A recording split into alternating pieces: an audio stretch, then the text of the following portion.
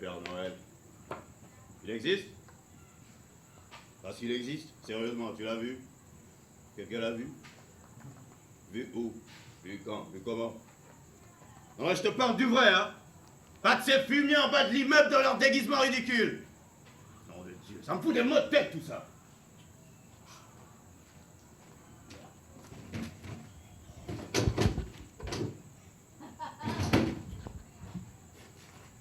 C'est que des conneries de gosses! On arrête de se foutre de nos gueules, et toi avec tes ailes de femme propres d'un coup tout autant. On sait tous au fond que tout cela, c'est que des conneries de gosses, mais on se laisse quand même bien bercer par la connerie, quoi. Hein? Père Noël, Père Noël. J'ai même honte de dire ça à un gosse.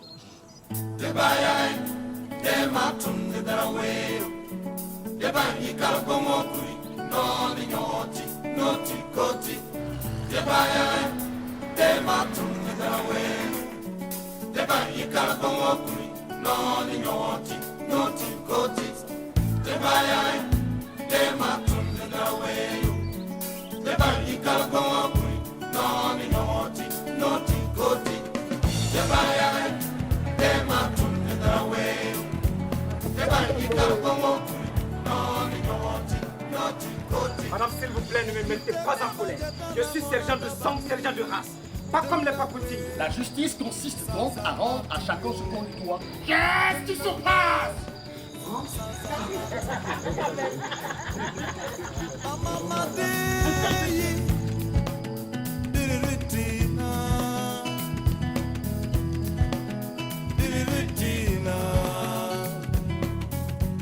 Je m'appelle Étienne Minungu, je suis le fondateur du festival Les Récréatrales, les résidences d'écriture, de création et de recherche théâtrale panafricaine de Ouagadougou.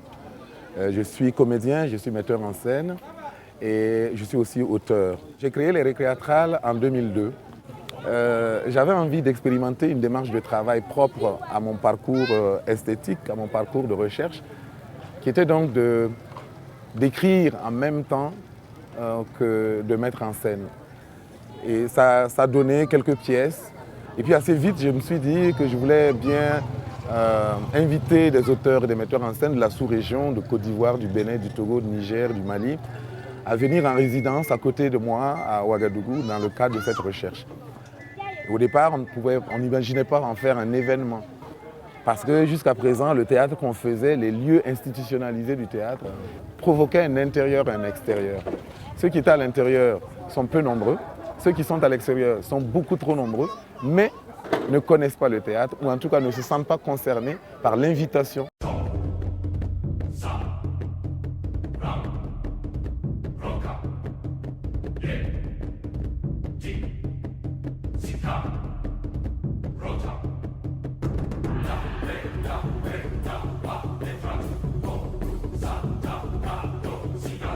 Je m'appelle Tedjessa Zobel Raoul, ça c'est mon nom de famille et tout, mais je suis plus connu par le nom d'artiste Snake. Quand j'ai su que je venais ici, j'étais très content parce que c'est la première fois, non seulement je viens au Burkina, et c'est la première fois que je viens au Festival Récréatral.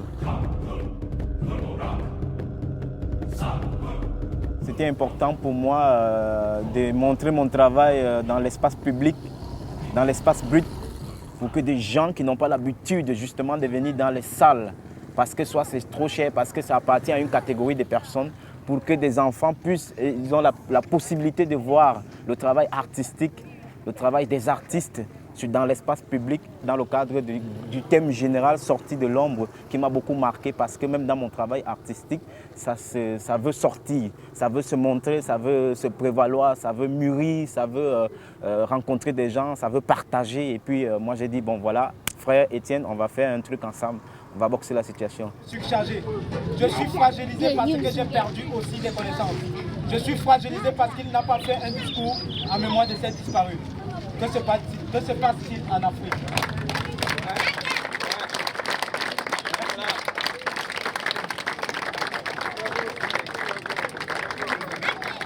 Nous sommes aujourd'hui à la 9e édition dans un quartier qui est le quartier Gonguin, le quartier populaire.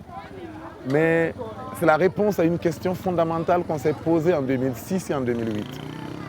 Le théâtre, c'est pour qui? Est-ce que c'est pour les spécialistes? Est-ce que c'est pour la bourgeoisie? Est-ce que c'est pour les intellectuels? C'est l'élite. Et je me suis dit, si le théâtre est un espace de discussion sociale, le théâtre a besoin d'un territoire, le théâtre a besoin d'une communauté sociale, le théâtre a besoin d'être inscrit ici et là, et maintenant.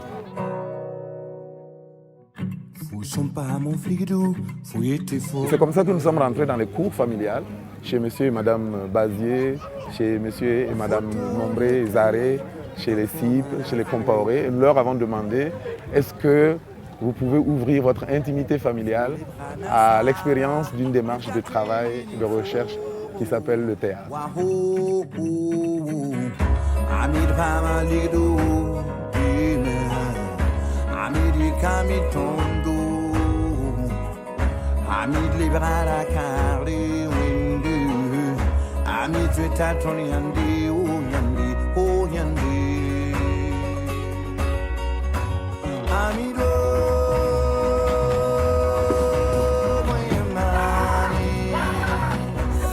Mieux à robe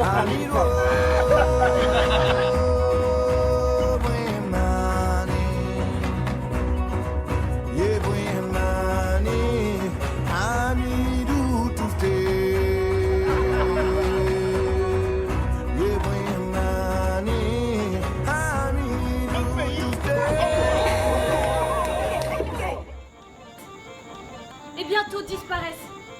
Quoi? La peur. Attrapez-la, la peur. Où commence la peur? De quel côté marche-t-elle? Combien de temps dure-t-elle? Atterrissage. Attachez bien vos ceintures. Vol numéro 6530, en provenance de Roissy-Charles de Gaulle. Et comment représenter Paris dans une cour telle que celle-ci, sans avoir à utiliser des artifices?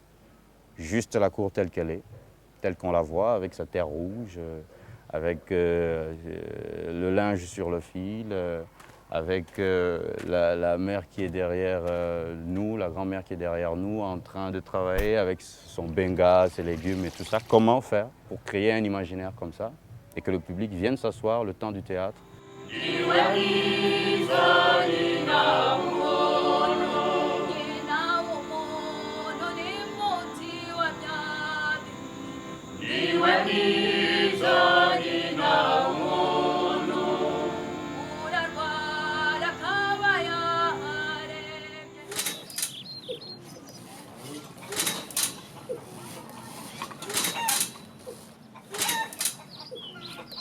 Moi, c'est Nikiema Lydie.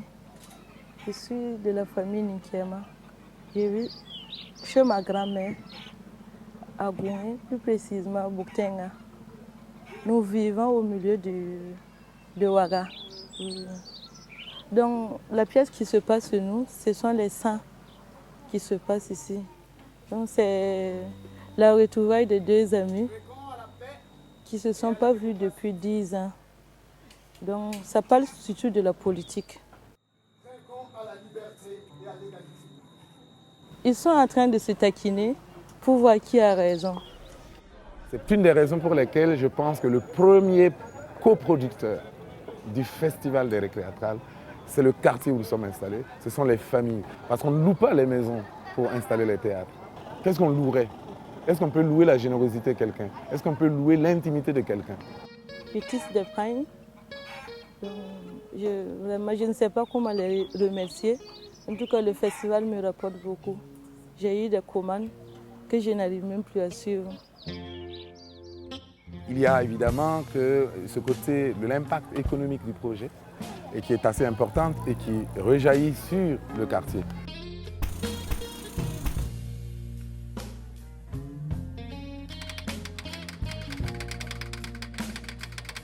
Tout ce que vous voyez ici dans la rue, les gradins, les plateaux, la lumière, tout ceci a été construit ici.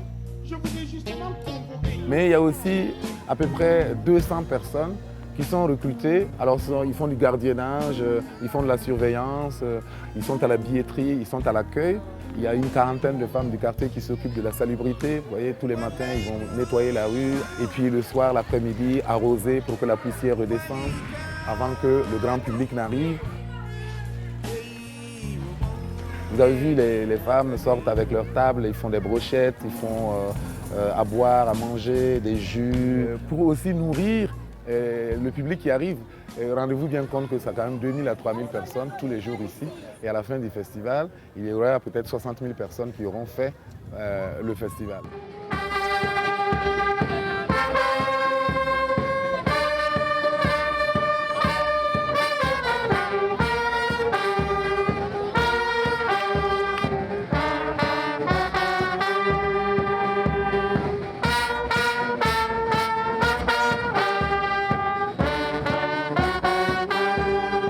Savoir que le projet des récréatrales ne s'arrête pas à l'événementiel parce que généralement quand les gens arrivent, ils arrivent quand tout est fini et qu'il y a les représentations, la plateforme festival. Au-delà de ça, les récréatrales, il y a tout un programme qui regroupe tous les autres métiers qui gravitent autour des arts de la scène et c'est là où intervient cette lecture-là. Il est noir, il est africain, il est belge, il est européen. Je suis fière de mon fils. Mais je me sens déchirée, impuissant. Car j'ai peur que je ne saurais jamais lui raconter vraiment cette histoire. Notre histoire. Une bonne lecture ne demande pas d'être beaucoup joué. Donc, tu es limité, tu ne joues pas. Mais tu dois par la voix rendre tout ça.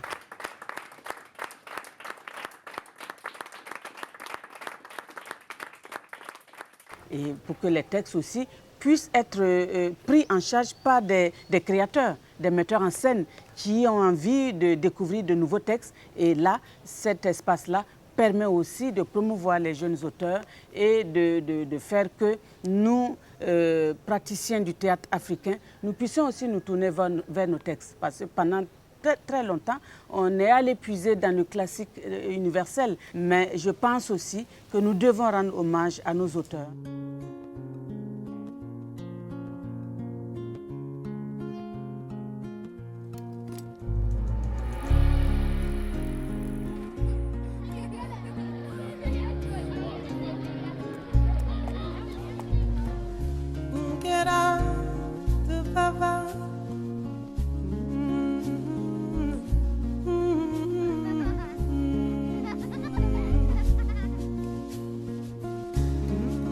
On sent qu'il y a une vibration qu'on ne rencontre pas ailleurs dans d'autres parties de cette petite planète. Pourquoi? Parce que les enjeux de la culture, en fait, ici prennent des proportions complètement phénoménales.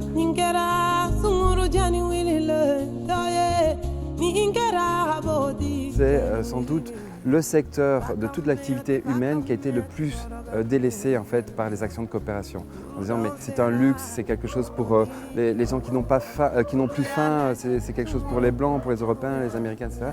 Et on se rend compte ici en fait que l'être humain, dans toute sa complexité, bien sûr, il y a des besoins absolument essentiels, primordiaux, mais on se rend compte que la culture est le besoin le plus primordial à partir du moment où on se considère comme être humain et pas comme animal.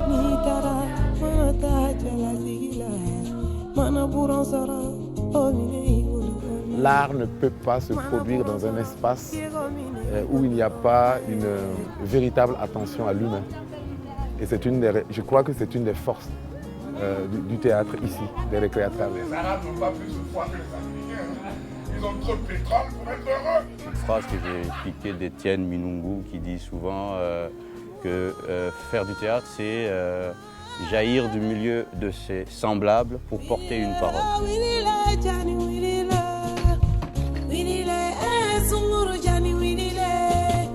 Quand on parle du conflit en disant que sans conflit au théâtre, il n'y a pas de théâtre, c'est justement parce que le conflit vient de la rencontre. Moi, j'ai envie de dire que sans rencontre, il n'y a pas de théâtre. Il y a 15 créations dans ce festival. Ça regroupe 350 artistes d'une vingtaine de nationalités. Moi, je ne crois plus du tout en fait, à l'extraction des ressources du sol et du sous-sol comme la voie d'avenir pour l'économie africaine. Par contre, l'exploitation intelligente et durable de cette ressource qui est toujours à profusion, qui est la créativité, ça c'est un secteur d'avenir. Libertation, en bas la dictature, c'est le cri de demain, c'est l'oxygène de demain. La plupart des propositions théâtrales parlent de cette faim d'humanité, de cette soif de vivre, de cette volonté qu'on puisse continuer encore Là, aujourd'hui, où dans les logiques mondiales, on tente à nous massifier, que le particulier reste quand même l'identité véritable. Et c'est ça qui se retrouve dans toutes les pièces.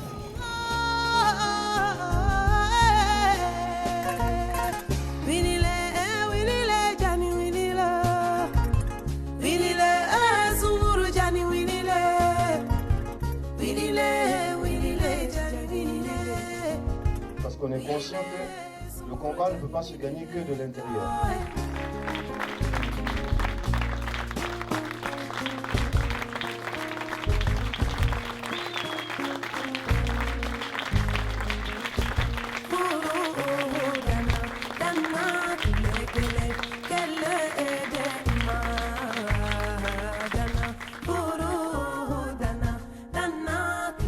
Il faut les révolter pour faire face à l'ensauvagement de